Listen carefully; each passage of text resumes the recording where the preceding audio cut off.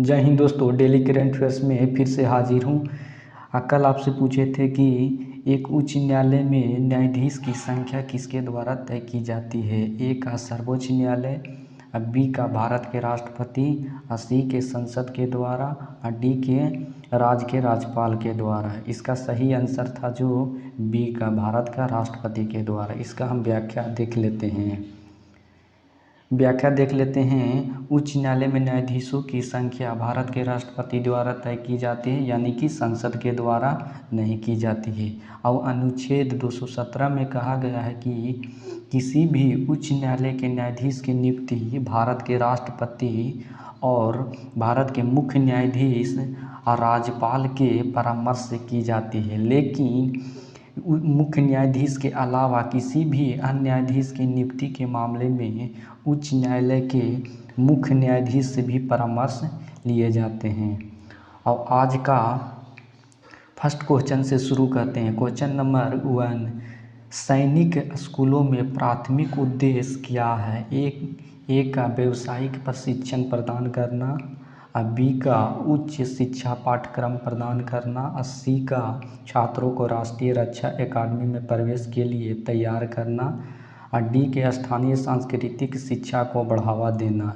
इसका सही आंसर है सी का छात्रों को राष्ट्रीय रक्षा अकादमी में प्रवेश के लिए तैयार करना। इसका हम व्याख्या देख लेते हैं। सैनिक स्कूल है जो कि CBSE बोर्ड के तहत आता है। इसका मुख्यालय नई दिल्ली में है। इसका वित्त पोषक जो है केंद्र सरकार और स्टेट सरकार दोनों मिलकर करती है। इसका स्थापना हुआ था कि जो वर्ष 1961 में किया गया था।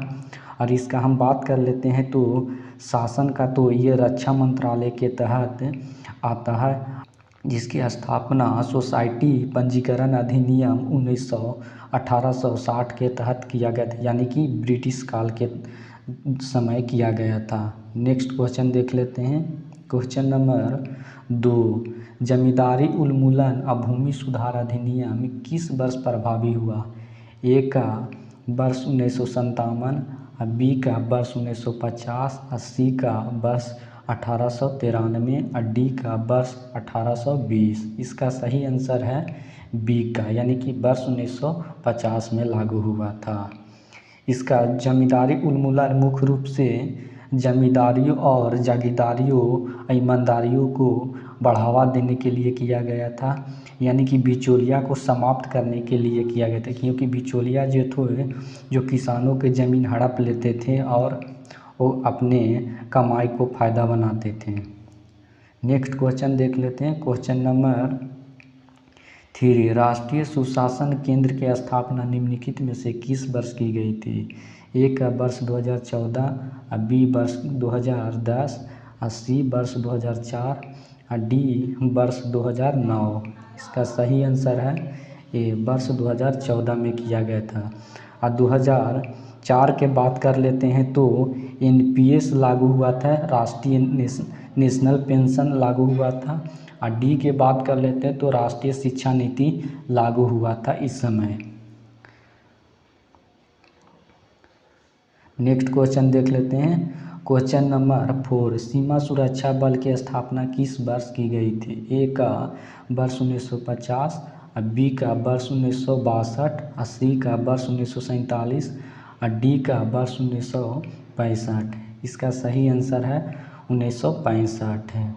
अब बात कर लेते हैं वर्ष 1962 में भारत और चीन के साथ युद्ध हुआ था और वर्ष 1947 में भारत आज़ाद हुआ था। इसका हम व्याख्या कर लेते हैं।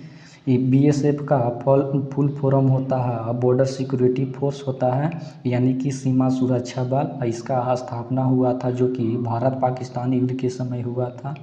ये गृह मंत्रालय के तहत आता है और ये भारत संघ के 7 केंद्रीय सशस्त्र पुलिस बल में से एक है। नेक्स्ट क्वेश्चन देख लेते हैं। क्वेश्चन नंबर 5, चोल साम्राज्य को किस क्षेत्र में अपनी उल्लेखनीय उपलब्धियों के लिए जाना जाता है। ए के साहित्य और दर्शन के लिए, बी का सैन्य विजय के लिए, सी के सैन्य विजय और समुद्री व्यापार के लिए और डी के वास्तुकला एवं मूर्तिकला के लिए। इसका सही आंसर है सी के, यानी कि सैन्य विजय और समुद्री विजय के लिए। ऐसे तो मूर्तिकला में भी जाने जाते थे, लेकिन इसमें ज़्यादा सैन्य विजय और समुद्री विजय में श्रीलंका पर विजय प्राप्त किए थे राजेंद्र ने।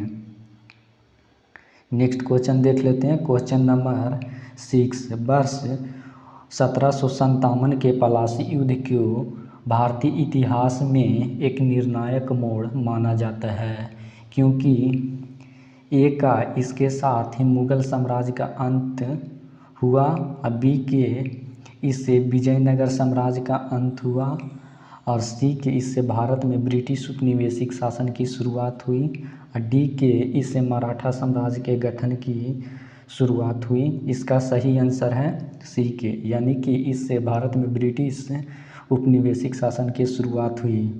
इसका बात कर लेते हैं। मुगल साम्राज्य का अंत हुआ था, जो कि 1857 के क्रांति से माना जाता है।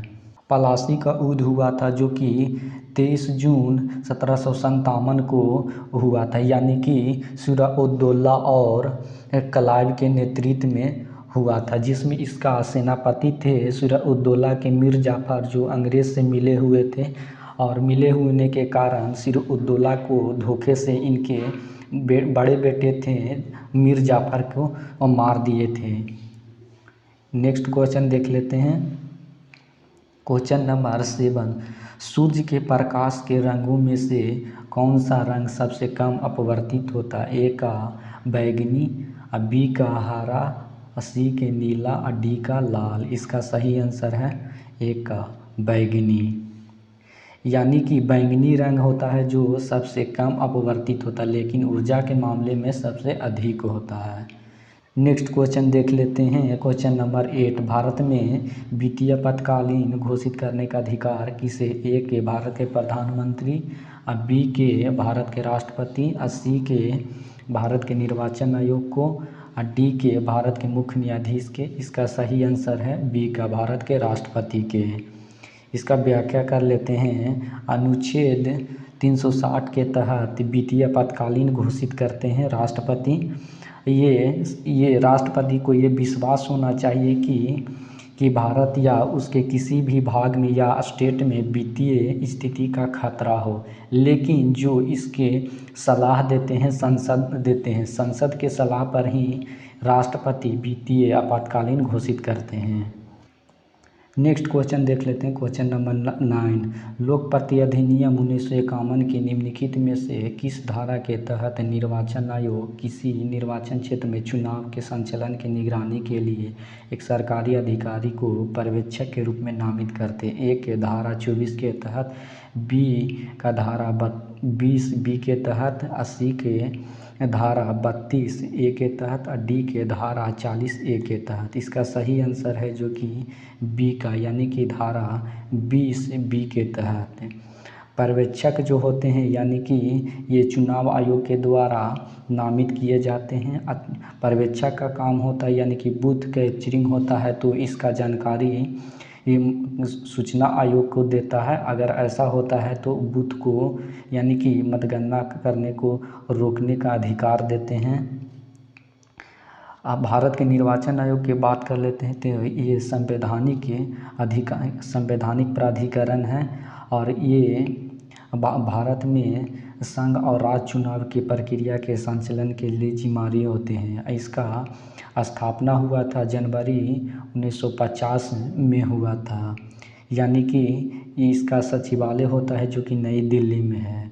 यह निकाय भारत में लोकसभा, राज्यसभा और राज्य विधानसभा तथा देश में राष्ट्रपति एवं उपराष्ट्रपति के पदों के चुनाव के लिए भी संचालन करते हैं, लेकिन पंचायती तथा नगर पालिकाओं में चुनाव से संबंधित ये नहीं है। इसके लिए अलग से संविधान में राज्य निर्वाचन आयोग का प्रावधान किया गया है।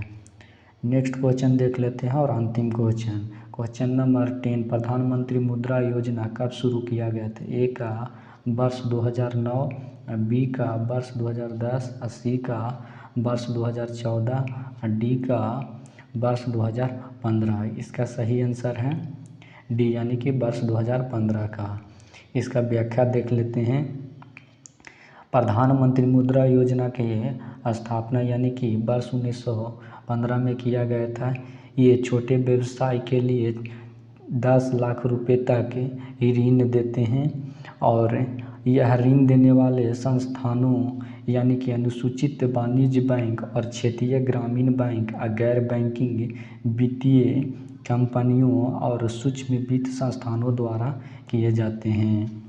और आज का अभ्यास प्रश्न देख लेते हैं। स्वच्छ नदियों पर स्मार्ट प्रयोगशाला उत्तर प्रदेश के निम्नलिखित में से किस जिले में स्थापित किए जाएंगे? ए का लखनऊ, बी का आगरा, सी के वाराणसी, डी के गौतम बुद्ध नगर। इसका सही जवाब हमें कमेंट बॉक्स में देना है। जय हिंद दोस्तों, नेक्स्ट टॉपिक पर मिलेंगे।